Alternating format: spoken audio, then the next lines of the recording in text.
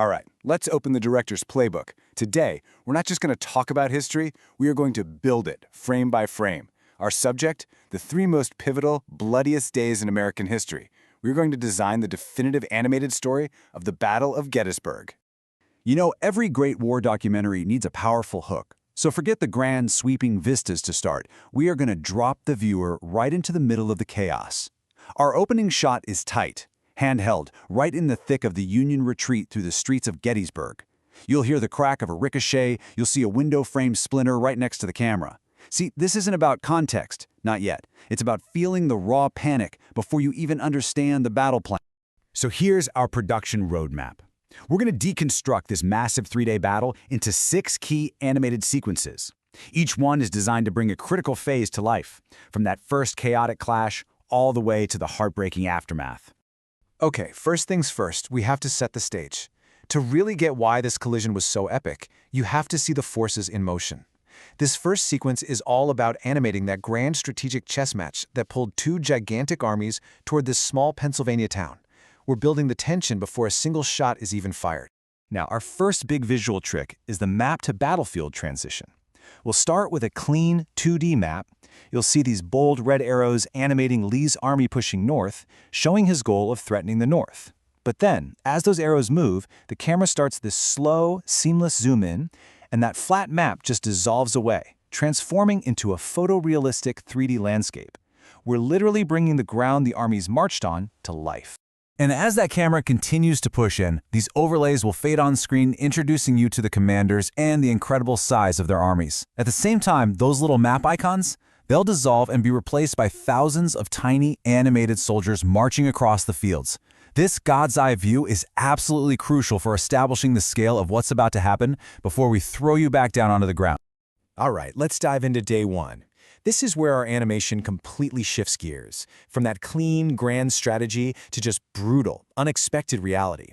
Our visual mission here is to capture the pure, spiraling chaos of what was basically an accidental encounter that just exploded into a massive battle. To show the shock of this moment, we have to do something dramatic. We're going to cut to this tight, slow-motion shot of General Reynolds directing his men. And the sound? It's going to drop out completely. All you'll hear is this low humming tone, and then the single muffled crack of a rifle from far away.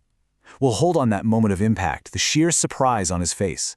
Because this isn't just a casualty, it's the head of the Union leadership on the field being taken out. And we need to feel the suddenness of that loss. Now, to show the insane pressure on the Union troops, we'll flash this graphic up, but just for a second. Then we cut immediately to the action. The camera work becomes frantic, shaky, to mirror the panic of the Union's 11th Corps.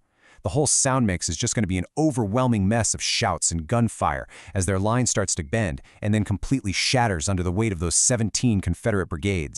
So for this retreat, we'll animate it as a series of quick, desperate scenes. A soldier firing from behind a cart, an officer trying to rally men who are just broken.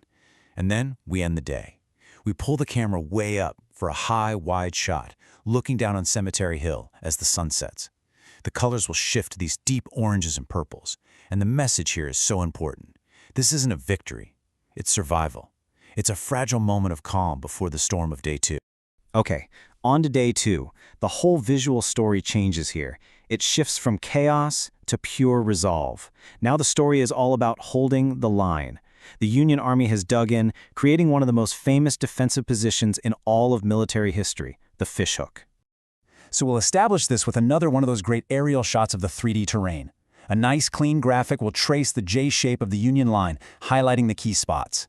This fishhook shape becomes the visual anchor for the whole day's fight. It gives you, the viewer, instant strategic clarity. Now here's a huge strategic mistake, and our animation has to show you exactly why it was such a disaster. We'll follow General Sickles' corps as they move forward, off the high ground. From our aerial view, their new exposed position is going to be highlighted in this stark, glowing red. The animation will show that dangerous bulge in the line at the exact moment the Confederates begin their massive assault. The idea is that you see the disaster unfolding before the soldiers on the ground even know what's happening. This is the cinematic peak of day 2. We're going to build it beat by beat. First, intense close-ups. A soldier digging in an empty cartridge box, the determined look on another's face. Second, we cut to Colonel Chamberlain, his voice animated to cut right through the noise of the battle.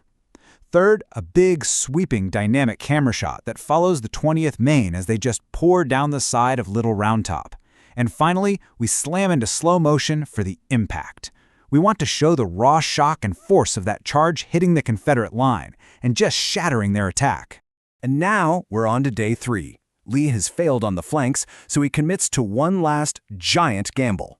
The job of the animation here is to convey the absolutely terrifying scale and ultimately the tragic failure of the assault we now know as Pickett's charge.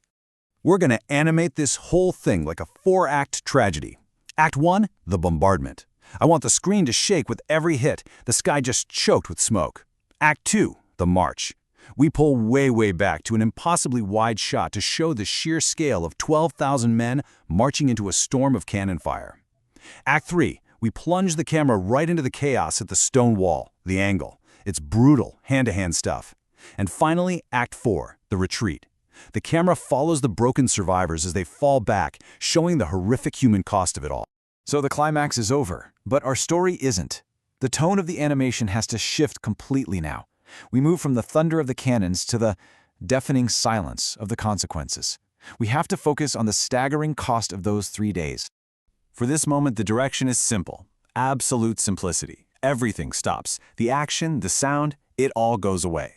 This number just appears on a black screen all by itself. And we're going to hold on that shot in complete silence. No music, no effects. We're just letting the sheer weight of that number sink in. Now, after that moment of silence, we'll bring up this clean, animated timeline just to recap the key turning points. This helps to solidify the whole story, connecting all the chaos we just witnessed into a clear, understandable progression of the battle. Our final animated sequence is going to be quiet and somber. The camera will just slowly pan over the fields at dawn on July 4th. And the color palette, we're going to wash it out, make it almost gray, to really emphasize the grim reality. We'll focus on the details: broken cannons, splintered fences, a landscape scarred by violence. A silent testament. Finally, we have to connect this whole visualization to its massive place in history. See, the purpose of all this animation isn't just to show you what happened, it's to help you understand why it mattered so much. So, as we cover these huge outcomes, the visuals will shift from our animated battlefield to real historical imagery. A portrait of Lincoln, a map showing Vicksburg.